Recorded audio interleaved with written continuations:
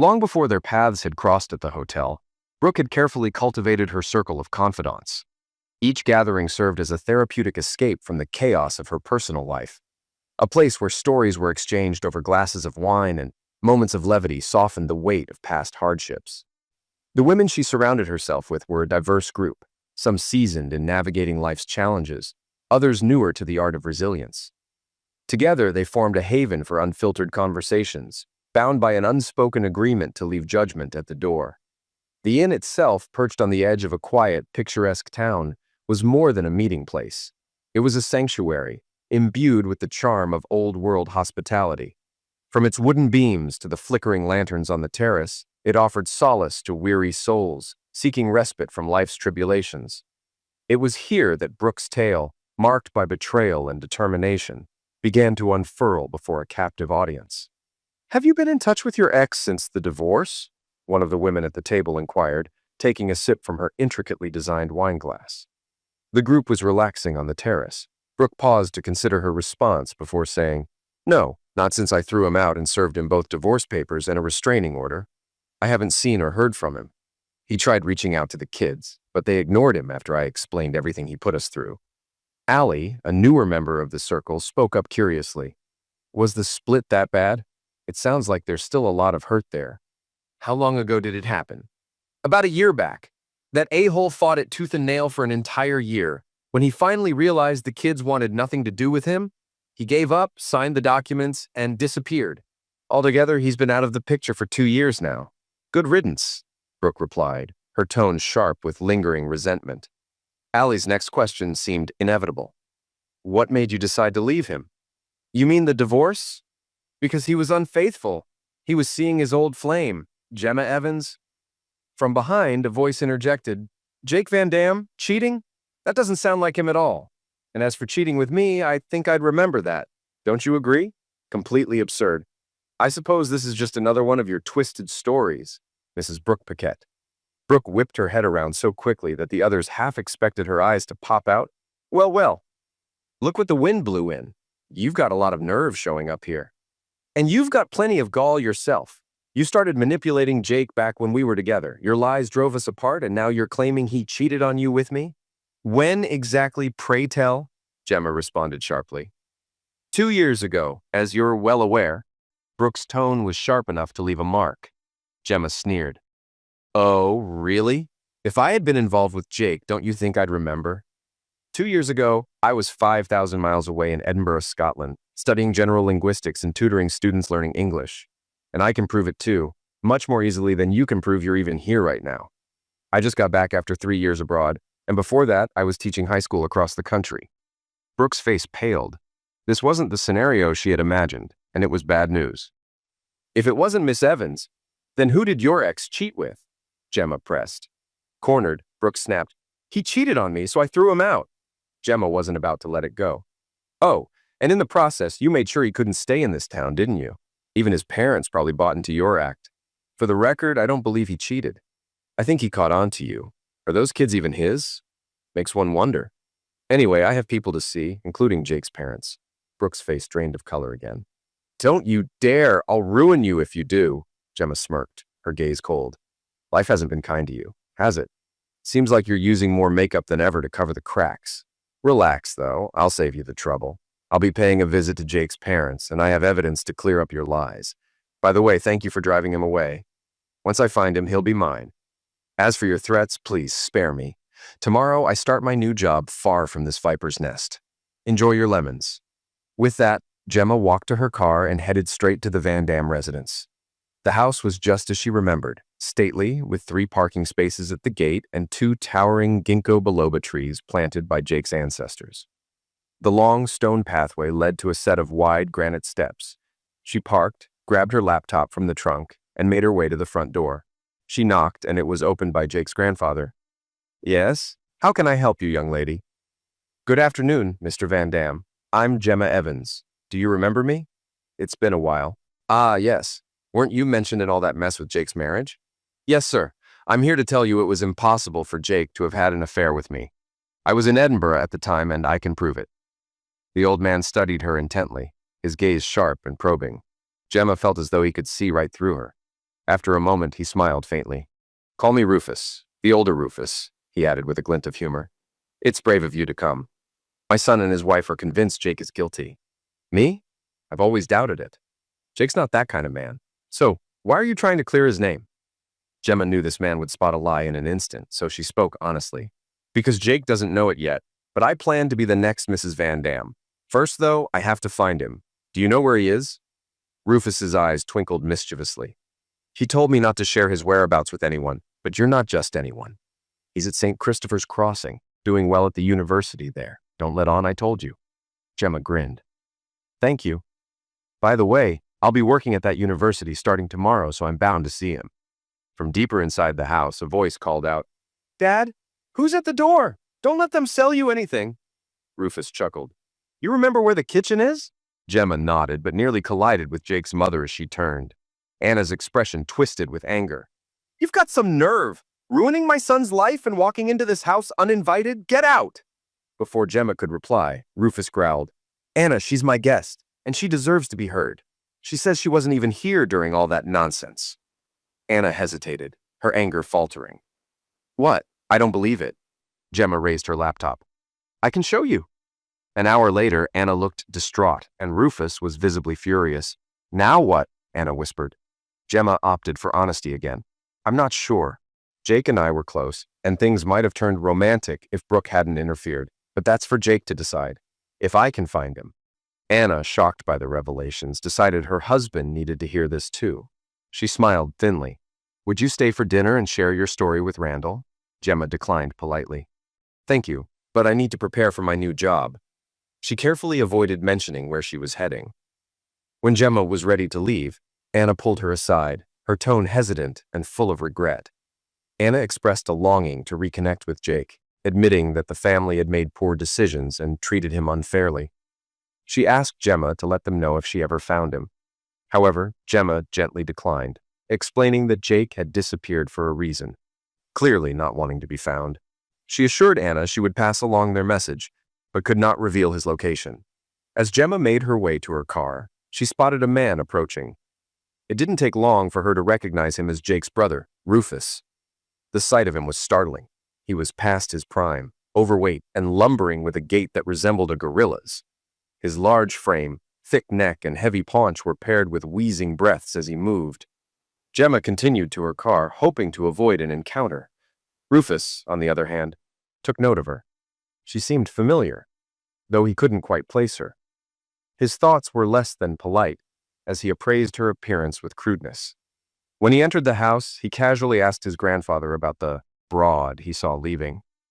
The elder Van Dam remained impassive, merely stating that she was an old friend of Jake's. Rufus dismissed the information, but internally remained eager to keep his younger brother at a distance, for reasons of his own. Upstairs, Rufus retreated to his private apartment, designed for him after an accident rendered him a permanent resident of the family home. Meanwhile, Brooke reflected on her life and choices.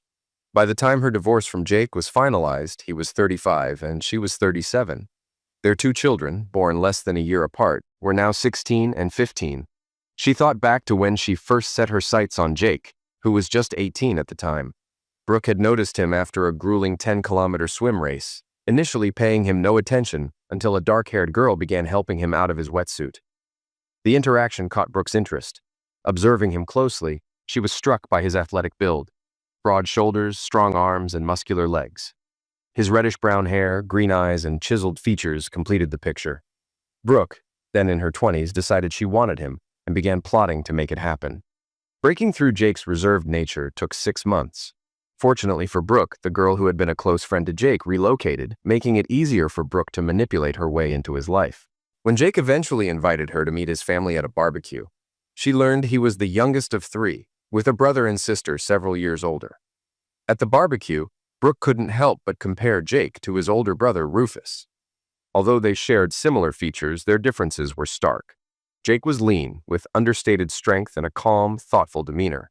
Rufus, by contrast, was larger, louder, and aggressive, flaunting his strength and speaking with bluster.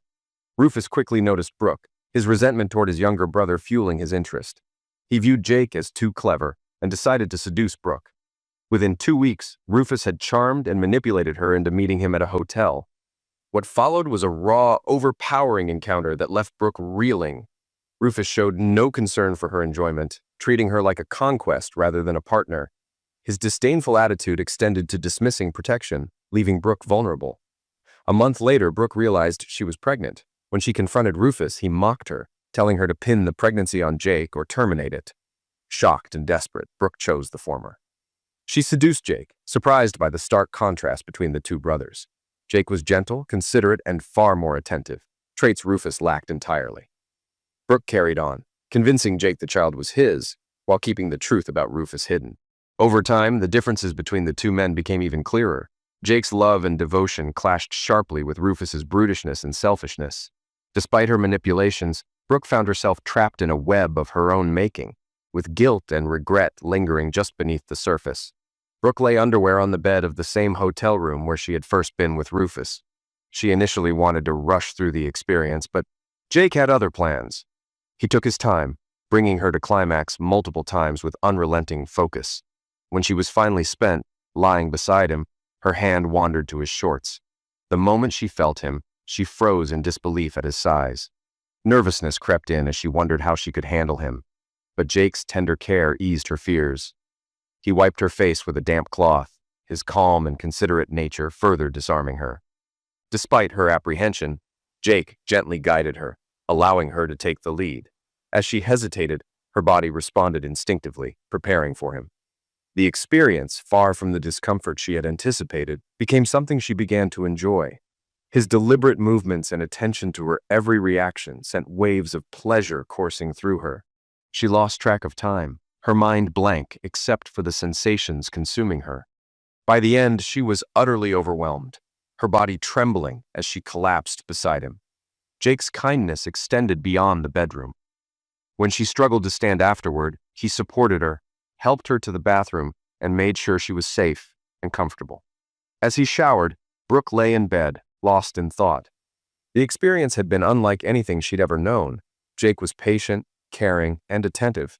Everything Rufus was not. The stark contrast between the two brothers made her realize how much she valued Jake. Yet, even as she admired him, a selfish part of her craved the thrill Rufus provided, despite his flaws.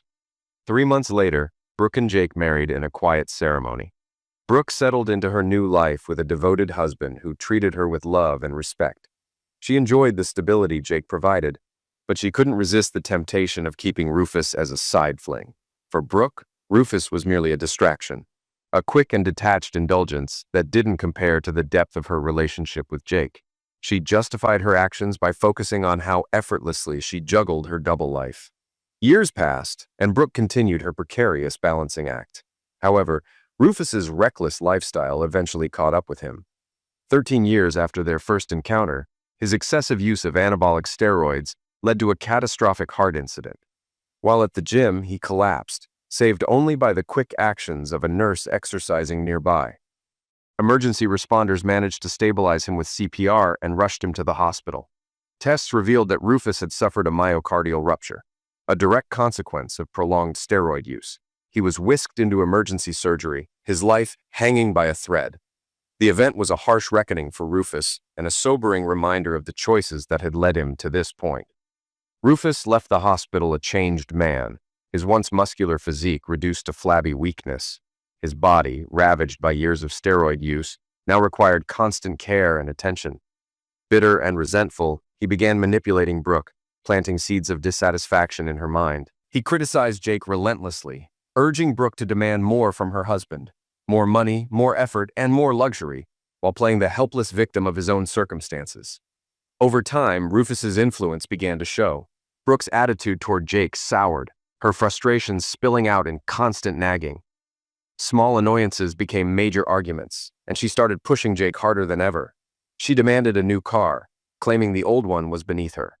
Meanwhile, Jake endured her outbursts in silence, absorbing each blow without retaliation. Their children, however, began to voice their discomfort, openly wondering how much more their father could take.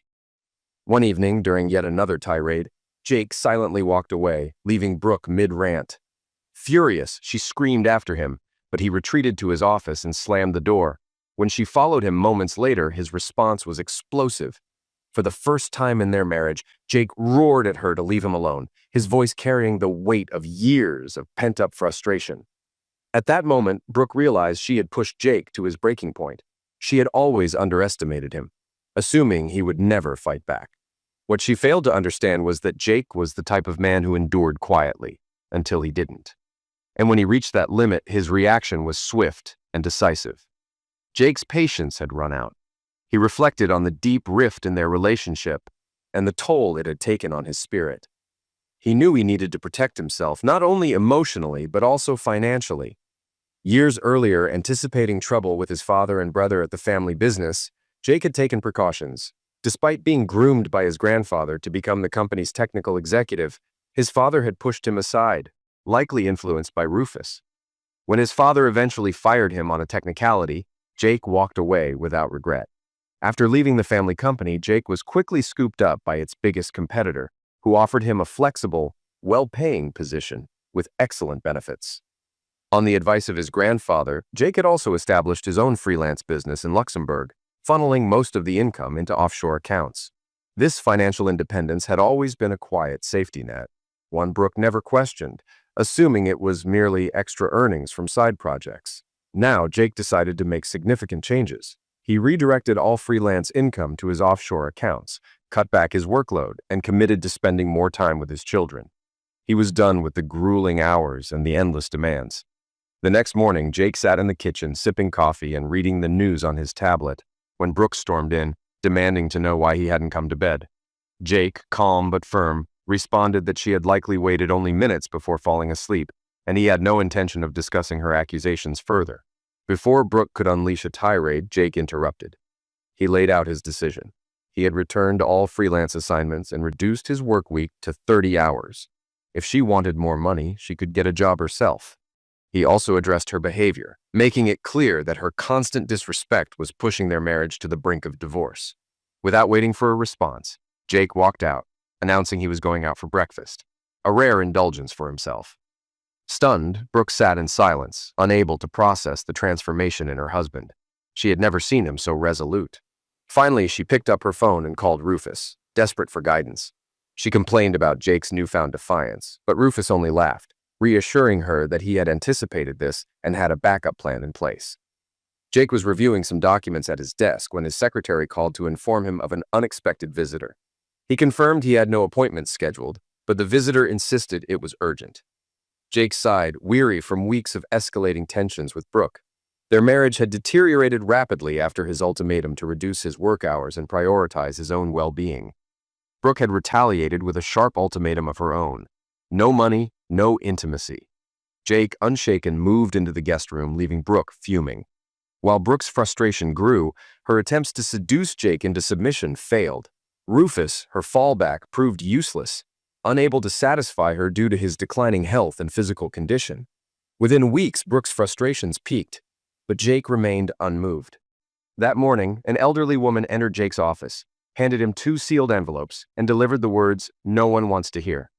You've been served." She apologized before leaving, adding a warning to Jake's secretary to keep an eye on him. Jake stared at the envelopes, feeling a mix of relief and anguish. He expected divorce papers, but was blindsided by a restraining order barring him from contacting Brooke, their children, or his parents. Worse, the documents included a sworn affidavit falsely alleging an affair with Gemma Evans. The betrayal stung deeply, but Jake resolved to act swiftly. He blocked their shared accounts, sought legal counsel through a professional contact, and leased a small flat to weather the storm. The betrayal crystallized his determination to protect himself and his future. Meanwhile, Brooke overheard her children, Olivia and Brian, discussing their struggles. When Brian expressed a desire to talk to his father, Brooke suggested Rufus instead.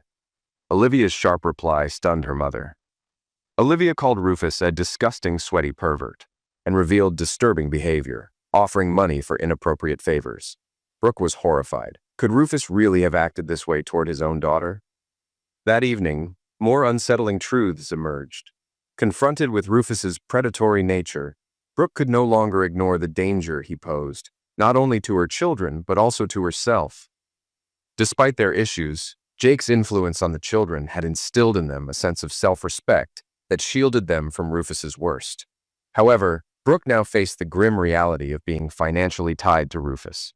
Jake's steady child support had sustained her lifestyle, but she feared that source of stability might soon end. For the first time, she began to regret her decisions. At the university, Gemma Evans met Professor Leonard Daltrey, who welcomed her warmly. A widower with a girlfriend, Daltrey described the ins and outs of campus life and mentioned her temporary housing arrangement with his friend Nathaniel Thompson. He suggested she consider settling in St. Christopher's Wood, where faculty could access prime housing plots. He wistfully mentioned a talented part-time amanuensis, skilled in working with children with behavioral and learning difficulties, who had designed a nearby center for such students. Though the man had declined teaching roles, Daltrey admired his work and hoped to recruit him. Exploring the area with Nadia Thompson, Gemma stumbled upon a sign advertising land for sale with an approved building permit.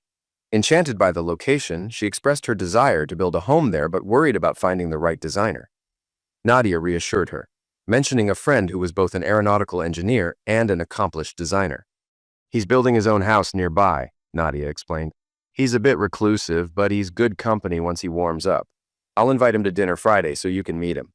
Delighted by the prospect, Gemma agreed enthusiastically, eager to meet the mysterious designer. At the Van Dam estate, Brooke stood nervously across from Rufus Van Dam Sr., her voice uncharacteristically small as she asked, "Granddad, do you know where Jake is?" The old man studied her closely, noting her distress and the cracks in her usually composed demeanor. A sharp observer of human behavior, he already suspected what she was about to reveal. "I won't confirm or deny that, dear," he replied evenly. "Why do you ask? Trouble in paradise?" Brooke's startled expression gave her away, though she stopped herself from blurting out an answer. Her hesitation didn't escape Rufus Sr.'s notice. He decided it was time to stop indulging her facade. In a cold, cutting tone, he remarked, "Rufus has always had some vile tendencies, hasn't he? And his steroid obsession hasn't helped." Brooke stammered in protest, but Rufus Sr. was unrelenting. "Don't play dumb with me, young lady. I may be old, but I'm far from senile. Let's not pretend those kids of yours share Jake's DNA. Your blue eyes, Jake's green, and both children have brown. That's almost impossible genetically. They resemble Jake only because Rufus and Jake looked alike when they were younger. But Rufus has brown eyes, and you've spent far too much time in his bed." Brooke's world seemed to collapse around her. She gripped the chair for support, unable to form a coherent response. Rufus Sr. pressed on mercilessly. "You aligned yourself with the wrong man, drove the good one away, and now you're here expecting me to help you fix your mess? Whether or not I know where Jake is, I won't help you. Get out." As Brooke fled, the old man stood by the window, deep in thought. Perhaps it was finally time to write that letter he'd been putting off. Meanwhile, Gemma was waiting at the Thompsons' door, feeling a mix of excitement and nerves. She had been renting their guest house for months, but this was her first invitation into their home. When the door opened, she was greeted by Nathaniel, who introduced himself warmly. She noted the deep scar running along his otherwise handsome face and his slight limp, wondering what had happened to him. Inside, she met Nadia and their little boy, Jakob, who seemed shy but polite. Over tea, Gemma complimented their home, calling it stunning and asking how they'd found such a gem.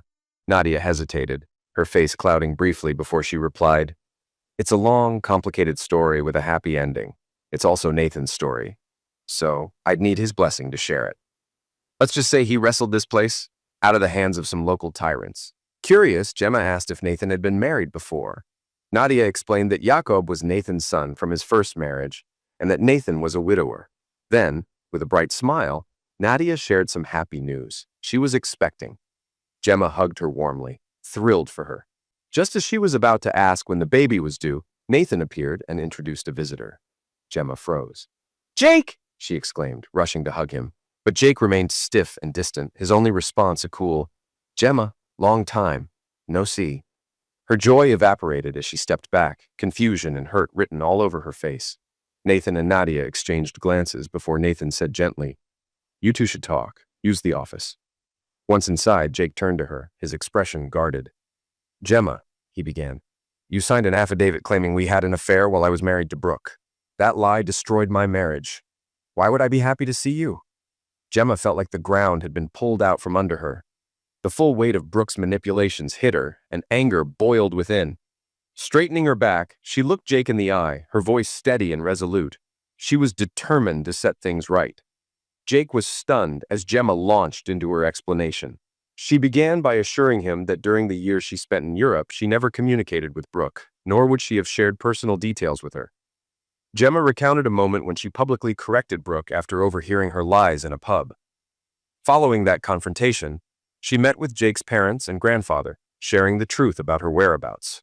It was his grandfather who hinted that Jake might be nearby, prompting her to seek him out.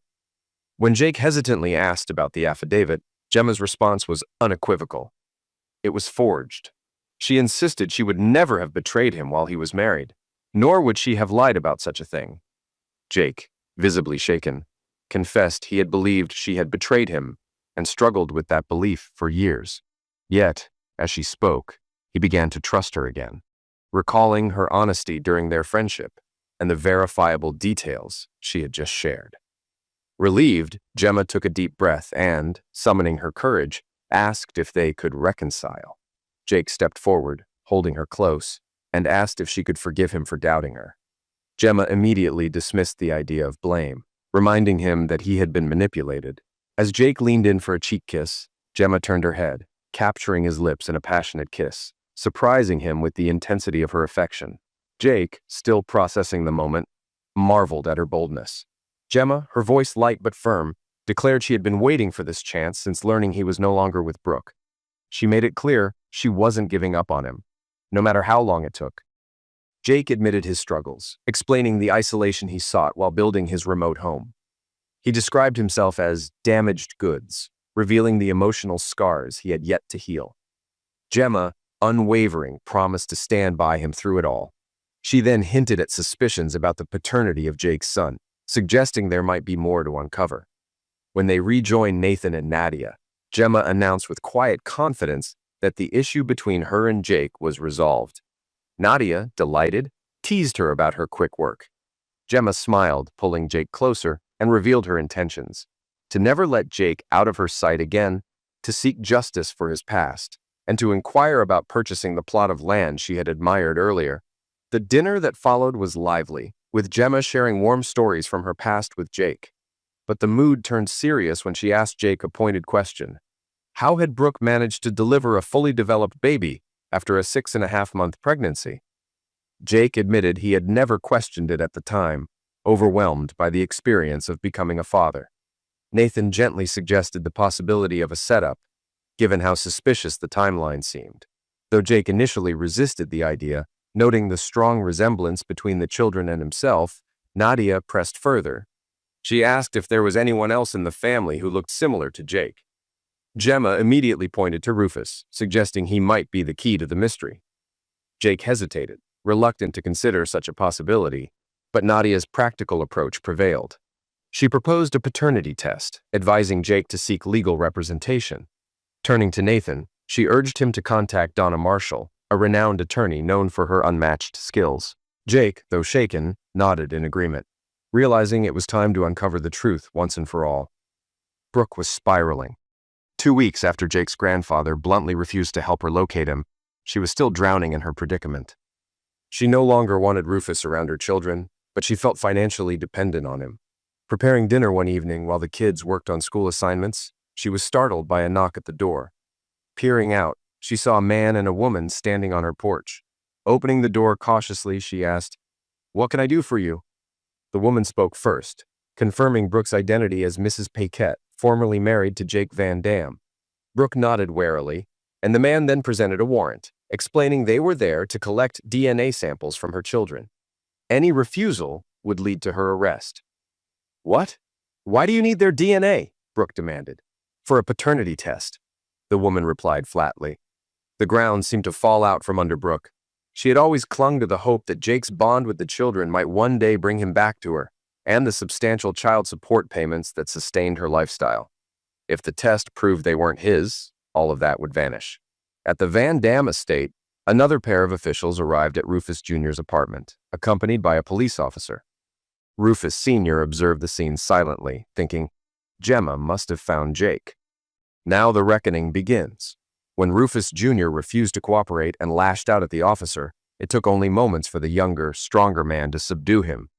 Rufus Sr. watched his grandson take a humiliating walk to the police car, his hands cuffed behind his back. 2 weeks later, Gemma burst into Jake's apartment holding a sealed envelope. "The results are here," she called out, her voice a mix of anticipation and dread. She knew the outcome would be life-altering, and she steeled herself to support Jake no matter what. They sat on the couch together as Jake opened the envelope and read the report. His face turned pale, and Gemma's concern deepened. "Jake," she said gently, "are you okay? You look like you're going to have a heart attack." Jake shook his head, his voice hard with anger. "I'm not having a heart attack, but I'm about to cause some. Both kids are Rufus's. That cheating ex-wife of mine and that bastard are going to pay for everything they've done to me." Gemma leaned into him, her presence warm and grounding. She had been patient with Jake, knowing he was still healing. Though they had shared moments of closeness, cuddles and chaste kisses, he had held back, and she respected his pace. Yet, as she looked into his eyes now, she saw a vulnerability that melted her heart. "Gemma," Jake began hesitantly, "I love you. I always have. But I feel like I let you down when I let Brooke manipulate me. I want to be with you, but I need to finish this chapter of my life first. You deserve more than a rebound. If you can't wait for me, I understand." Relief washed over Gemma. She knew how difficult it was for Jake to express his emotions, and his words affirmed his love and respect for her. Smiling, she cupped his face and kissed him deeply, her touch filled with reassurance and devotion. Jake pulled back, startled by her intensity. "You're not taking the out I just offered?" he asked, half in disbelief. "Not a chance," she replied softly. "I'm here, Jake. I'll be with you through it all." Jake hugged her tightly, whispering shyly, "Would you hold off on building your house until this is resolved? You might not need it. I can expand mine to make it our home." Gemma was stunned. "Is that an invitation to live with you?" she asked. "It is," he said earnestly. "I'm as committed to you as you are to me. If you want a ring and a wedding, I'll give you that. But to me, all that matters is that we're in this together." Gemma smiled. "Yes, I want a ring, something simple and timeless for both of us. Once this mess is behind us, we'll jump over a broom if we have to." A week later, Jake and Gemma sat in attorney Donna Marshall's office. Jake explained his desire for retribution, leaving no stone unturned. Donna, while sympathetic, admitted she wasn't the best fit for the aggressive legal strategy Jake needed. However, she referred him to a trusted colleague, an attorney who specialized in dismantling the kind of manipulative schemes Jake had endured. "This lawyer thrives in murky waters," Donna assured them. "If anyone can get you the justice you deserve, it's her." Jake and Gemma exchanged a look, ready to take the next step together. Sometime later, Brooke clung to a fragile sense of peace in the weeks following the DNA tests, hoping the storm had somehow passed. She had confided in Jake's grandfather, who helped her shield the children from Rufus Jr.'s influence. Rufus Jr., cowed by his recent police encounter, stayed away, for now. But as she prepared dinner one evening, a furious pounding on the front door shattered her illusions. When she opened it, Rufus Jr. stood there, purple-faced and trembling with rage. "What is this?" he bellowed, waving a crumpled stack of papers. Brooke stepped back instinctively. "I don't know. You tell me." Rufus shoved the papers at her. "Your precious Jake is demanding an obscene amount of money from me for raising my children, and to enforce it, he's frozen all my assets." Brooke staggered back, sinking into a chair. The reality hit her like a freight train. "Jake knows. He's awake and coming for us." The thought of his wrath sent chills through her. She knew her life of luxury was over, and panic began to set in. Rufus was still ranting when another knock at the door interrupted him. Brooke hesitated, but the persistent knocking left her no choice. She opened it to find a small man with round glasses and a mustache, accompanied by a woman filming with a camcorder. "Mrs. Brooke Paquette?" the man asked. When Brooke nodded, he handed her an envelope. "You've been served. Have a nice day." Brooke closed the door with trembling hands and returned to her chair. Opening the envelope, her worst fears were confirmed. The documents outlined DNA results proving Jake wasn't the father of her children, but Rufus was. There were also demands for reimbursement of child support with interest and damages for fraud and deception. The total was staggering. Adding to her horror, Gemma Evans had filed a separate lawsuit for defamation and falsifying an affidavit. Brooke's panic spiraled until Rufus assured her the company would cover her legal costs. "You're the mother of my kids," he said smugly. "I'll take care of it." That evening, during a tense family dinner, Rufus Jr. made a bold announcement. He declared that he and Brooke had developed feelings for each other, and she was now his girlfriend. He vowed to care for their children, while the company's lawyers fought Jake's ridiculous demands. Rufus Sr. interrupted quietly, but firmly. You'll need to find your own lawyer. The company won't fund your defense. Jake has suffered enough because of you." The room fell silent as the weight of his words settled over the table. Rufus Jr.'s father, Randall, exploded. "What? He's entitled to defend himself against these baseless accusations. The company has excellent lawyers. Use them." Rufus Sr.'s voice turned icy. "The accusations aren't baseless. They're backed by DNA evidence. Rufus and Brooke have been deceiving Jake from the start. Jake's demands are valid, and our company has strict rules about fraternization. Rufus broke every single one. If our lawyers get involved, it will be to enforce those rules, not protect him." Randall bristled. "I'm the CEO, not you." Rufus Sr. laughed bitterly. "And I own 70% of the company. As chairman of the board, I overrule you. The company's resources won't be wasted on this sham." Furious, Rufus Jr. kicked his chair across the room and stormed out. In the hallway, he stood panting, trying to regain his composure. Rufus Sr. followed him out, his voice dripping with venom. "If you try to hurt Jake again, I'll bury you so deep the devil won't find you," he growled. Rufus Jr. sneered. "And how do you plan to do that, old man? I have friends too." Rufus Sr. leaned in close. "Try me. You'll find out this old dog still has teeth." He turned to leave, but patted Rufus Jr.'s back mockingly. "You should work on your health. You won't live to see old age like this." The next morning, at breakfast, Randall and Rufus Jr. pressed Rufus Sr. to reconsider using company lawyers. But after reviewing the evidence, the patriarch was resolute. "If I find out you've even consulted a company lawyer, you'll both be out on the street before you know what hit you, understood?"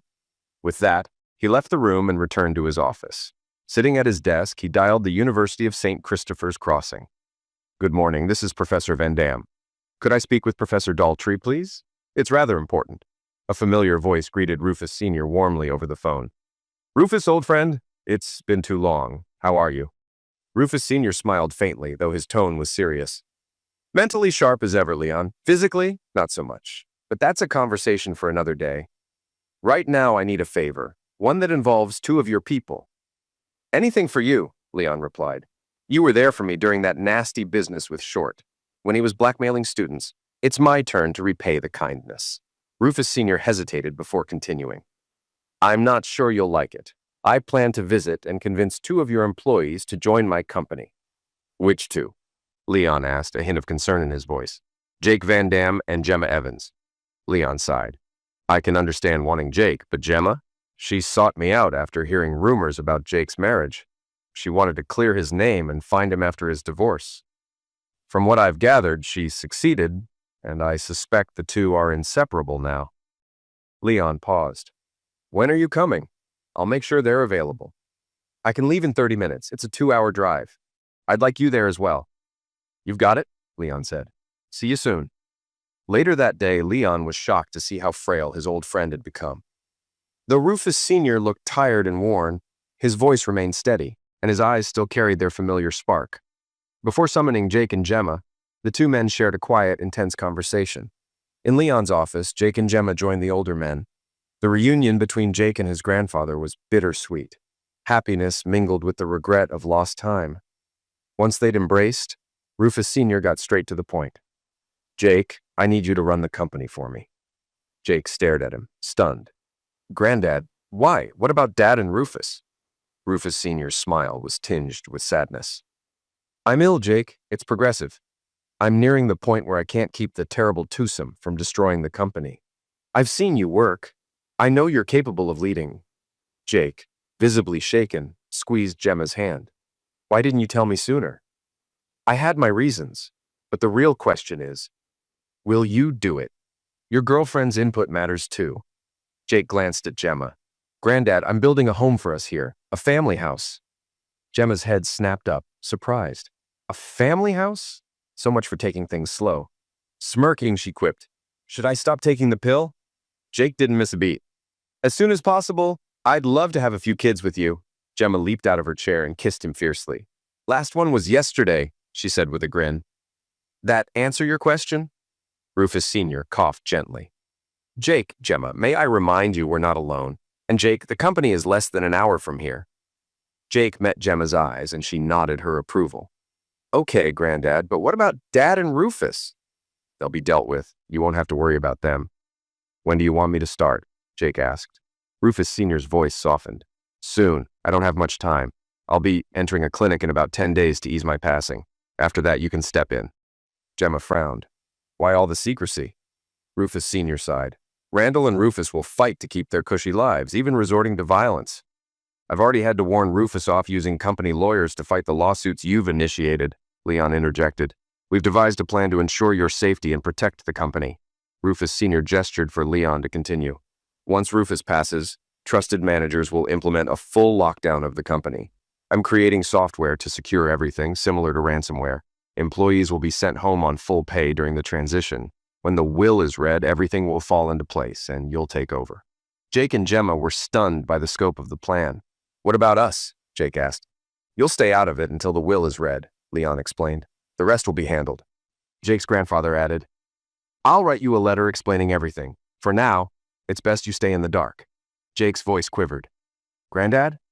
Can I visit you in the clinic? No, Jake. I want to face the end alone. Remember me as I was. Take care of your mother. She's as much an innocent victim as you. Jake nodded, his voice heavy with emotion. I promise. The two embraced, their goodbye laden with unspoken words. As Jake and Gemma left, the weight of the conversation settled on them. Back at Jake's apartment, he broke the silence with a deep sigh. I'll miss him. He was more of a father to me than my own ever was. Gemma wrapped her arms around him, offering the only comfort she could. I know, she whispered. 2 weeks later, Jake had just wrapped up negotiations with a contractor recommended by Nathan. The goal was to finish the house quickly and to high standards. After deciding to settle down with Gemma, Jake had expanded the plans considerably. 5 bedrooms, 2 living rooms, geothermal heating, solar panels, and wind turbines. This would be a home for the future, built to last. As he sat in front of the unfinished house, a letter arrived bearing grim news. His grandfather had passed. Gemma found Jake reading it, and though she tried to console him, the weight of the loss was evident. It feels like I've lost a part of myself, Jake said quietly. The next day, a summons arrived for the reading of Rufus Sr.'s will. Jake, accompanied by Gemma, prepared himself for what was sure to be an emotional ordeal. As they drove, he noticed a black sedan tailing them. Concerned, Jake pulled into a mall parking lot, ready to confront whoever it was. The sedan stopped beside them, and a woman stepped out, flashing her FBI badge. We're here to ensure your safety, she explained. Please act as though you're unaware of us at the reading. It's all part of Mr. Van Dam's plan.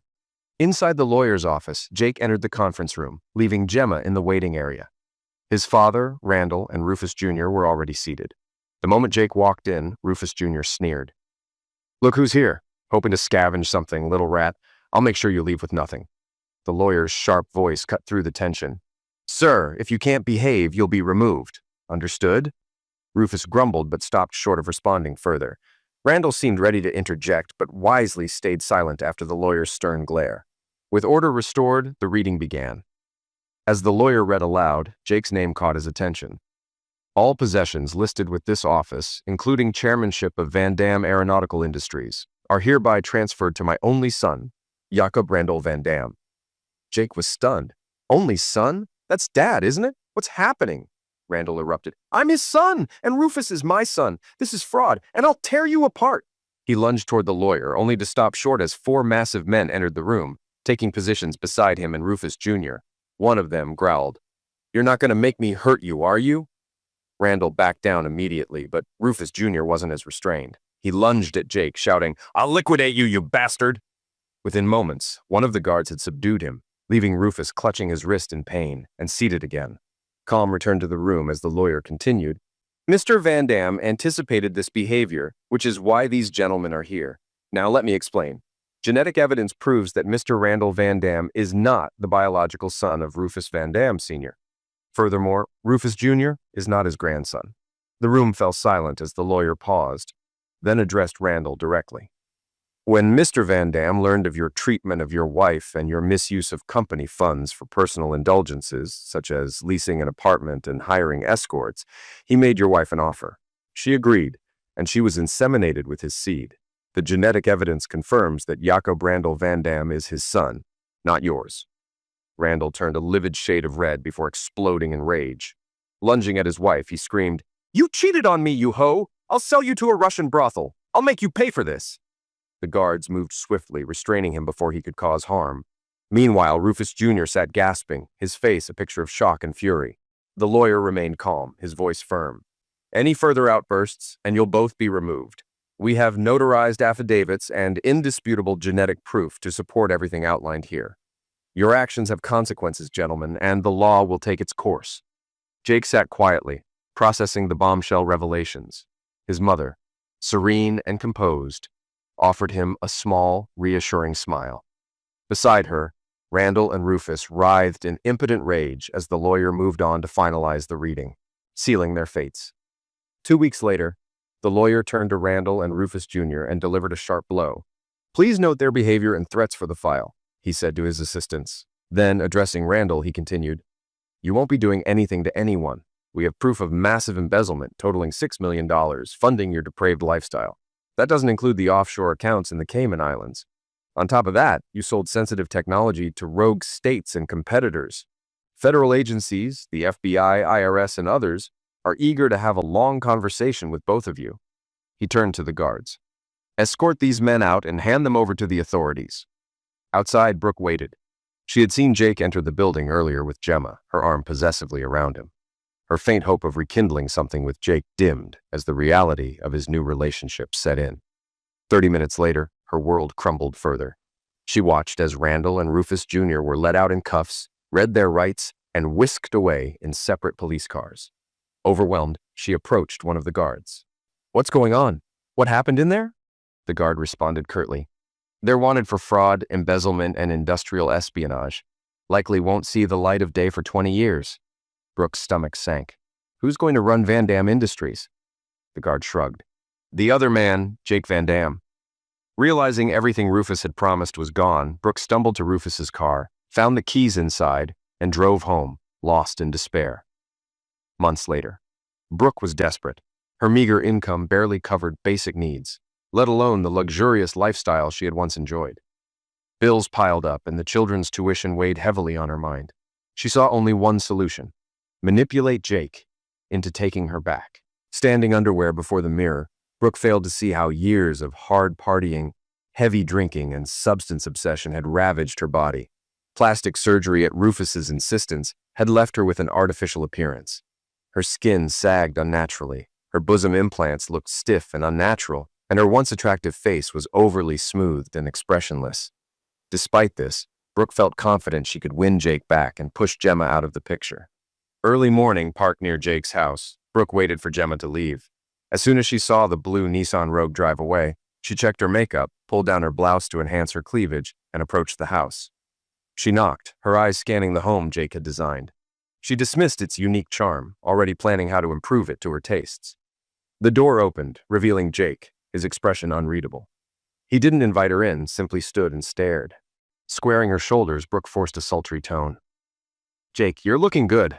Life's treating you well, I see. What do you want, Brooke? Jake replied bluntly. I thought we could talk. Aren't you going to invite me in?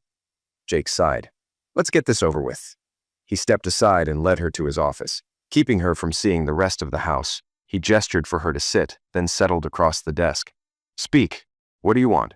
Brooke hesitated. Aren't you going to show me the house first? No. Now tell me why you're here.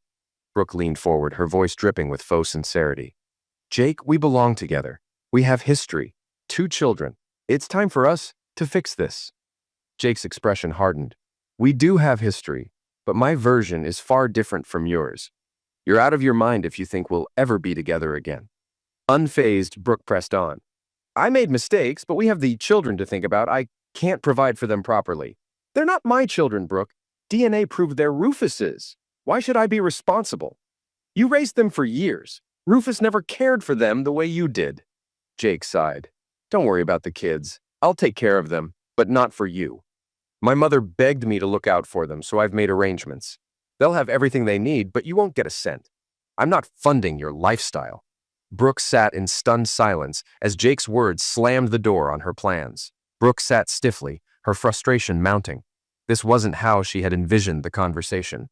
Jake, who had once been pliable and easily manipulated, now seemed utterly immune to her charms. She had conveniently forgotten the events leading to their divorce and was unprepared for this resolute version of him. Switching tactics, Brooke softened her voice, adopting a sultry tone. Jake, I know I made mistakes, but Rufus was behind it all. He's out of the picture now. We could be good together again. I know how to make you happy, ways that will blow your mind. Dump that frigid witch and come back to me. We could have it all. The good life, the four of us, like a family again.